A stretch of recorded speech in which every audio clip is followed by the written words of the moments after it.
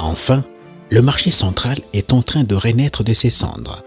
Un marché moderne avec structure en étage pour contenir le trop-plein des vendeurs va ouvrir ses portes dans les tout prochains jours. Il n'est jamais trop tard. La ville de Kinshasa est enfin dotée d'un hôpital général de référence digne de ce nom, construit dans le style indigène de l'époque et jadis pareil à un hôpital de campagne. L'ex-hôpital Mamayemo, devenu un mouroir, n'a jamais connu une cure de jouvence ni d'extension. C'est désormais un hôpital moderne avec des bâtiments contemporains en étage, un cadre décent pour l'administration des soins médicaux aux Quinois et Quinois. Les services d'urgence et la morgue sont aussi modernes.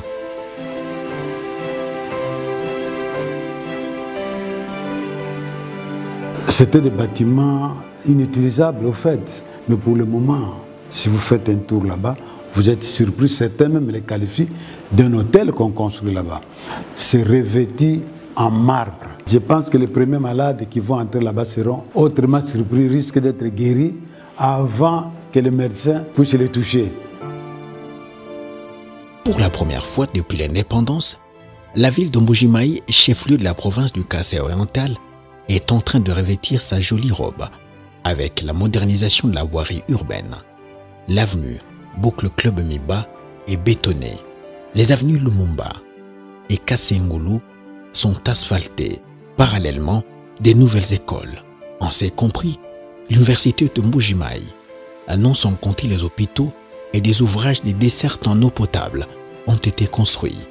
Les travaux de modernisation de l'aéroport de Bimpemba ont été lancés. Kananga, chef-lieu de la province du Kasaï central, n'est pas en marge. Au centre-ville, les avenues Bagira, dispensaires et hôpital sont bétonnés et complètement terminés. Il y a aussi les travaux de réhabilitation de l'ex-Athénée royal de Kananga, tombé en ruine. Des nouveaux bâtiments sont même construits pour en faire un grand complexe scolaire de la ville.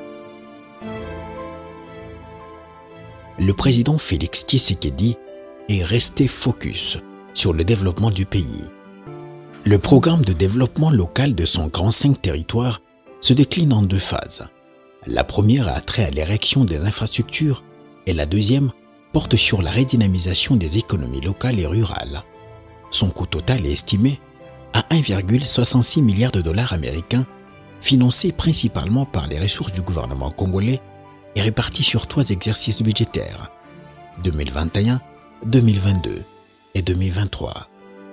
Exécuté par le biais de 3 agences d'exécution, à savoir le PNUD, le BSECO et la CFF, le programme de développement de 145 territoires est désormais une réalité.